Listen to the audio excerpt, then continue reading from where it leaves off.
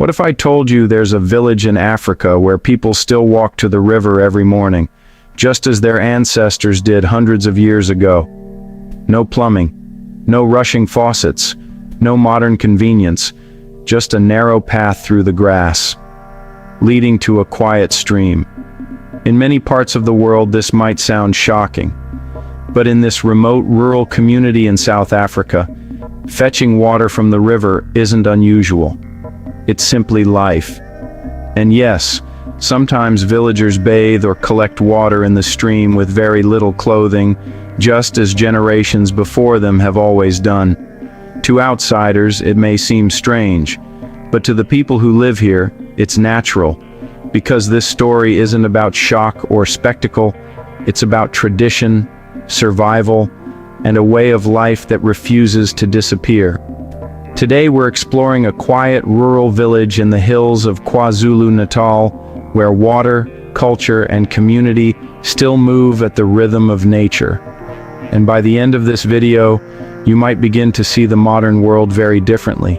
In cities, water arrives instantly. You turn a tap, it flows. You barely think about it. But here, water is a journey. Every morning before the sun fully rises, villagers begin walking narrow dirt paths leading toward a nearby stream. Some carry plastic containers. Others balance large buckets on their heads. Children walk beside parents. Grandmothers move slowly but steadily. Everyone knows the path, because it's the same path their ancestors used decades ago. Sometimes the walk takes 10 minutes, sometimes nearly an hour. And this journey happens every single day. Rain or sunshine, heat or cold, the river waits. The stream is more than water. It's the center of daily life. Here, villagers collect drinking water. They wash clothes, they bathe, they talk, they laugh. It's a place where practical survival meets quiet community. Unlike modern bathrooms hidden behind walls, life here happens in the open. People may remove heavy clothing to wash in the water or carry out daily tasks more comfortably, but there is no embarrassment, no self-consciousness, because in this environment, the river is simply part of life, not a spectacle, not a curiosity, just a shared resource that everyone respects. You might be wondering, why don't they just install pipes? The answer is complicated. Rural infrastructure in many parts of South Africa still faces challenges. Remote communities are often spread across hills and valleys. Building pipelines, pumping stations, and treatment systems requires major investment. Some villages have started receiving water tanks or communal taps. Others still rely entirely on natural sources. And for generations, streams like this one have provided exactly what people need. It's not always easy, but it works. One of the most fascinating parts of life here is, honestly, the journey itself. The path to the river winds through tall grass and scattered trees, and as you walk, morning light spreads slowly across the hills. Birds call from the branches, and you might, see women carrying containers gracefully on their heads. Children are often racing ahead, and maybe someone is singing softly in the distance. The walk, it really becomes a moment of connection. Neighbors talk about family news, and friends joke about the day ahead. For many villagers, this routine creates a sense of rhythm that, frankly, modern cities rarely experience. The river organizes time. There's morning water, afternoon chores, and, of course, evening rest. In many Western societies, water is private. Bathrooms are hidden, and, well, bathing is isolated. But traditional village life works differently. Historically, rivers and streams were communal spaces. Across the world, from Asia to Africa to Europe centuries ago, people gathered at water sources daily. Clothes were washed, stories were shared, and children played. Modesty existed, sure, but the environment was practical rather than secretive.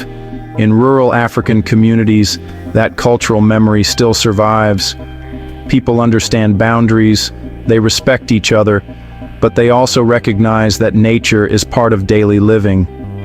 The river belongs to everyone. Carrying water may sound simple, but it actually requires strength and balance. Many villagers carry containers weighing up to 20 liters, that's more than 40 pounds, often balanced perfectly on the head. Watching someone walk a long distance this way is almost mesmerizing. Their posture is straight, their steps steady, and the body adapts through practice.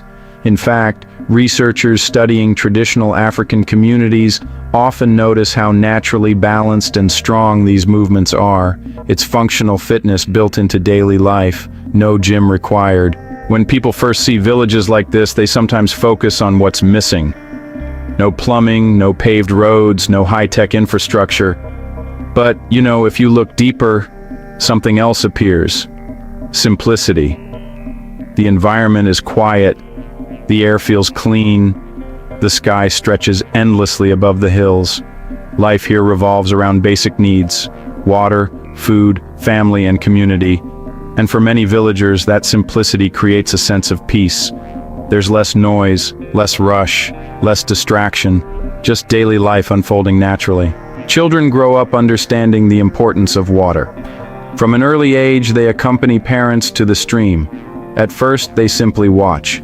Later, they help carry smaller containers. They learn how to walk carefully along uneven paths, how to balance, how to respect the environment. For them, the river isn't unusual, it's simply home.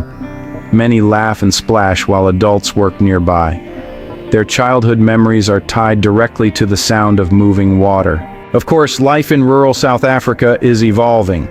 Government programs and community projects are working to bring improved water systems to remote villages. Some areas now have communal taps. Others receive water deliveries during dry seasons. Education and infrastructure continue improving. But even as modernization arrives, the traditions of river life remain part of cultural identity. Older generations remember when the stream was the only source. And younger generations grow up hearing those stories. The river shaped the village, and in many ways it still does. Watching life here reveals something surprising. Modern convenience often disconnects us from the basics of survival. Turn a tap, flush a toilet, press a button.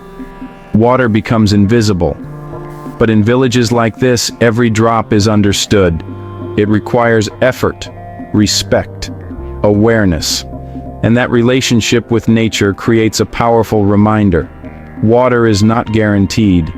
It's a gift. Many visitors leave villages like this feeling something, unexpected. Gratitude. Because despite the challenges, the sense of community is incredibly strong. Neighbors help each other. Families share resources. Children play freely across open land. There's laughter, conversation, human connection. It's a different kind of wealth, not measured in money but in relationships. The quiet stream flowing through this South African village carries more than just water. It carries history. Generations have walked these same paths, filled these same buckets, and watched the same sunrise over the hills.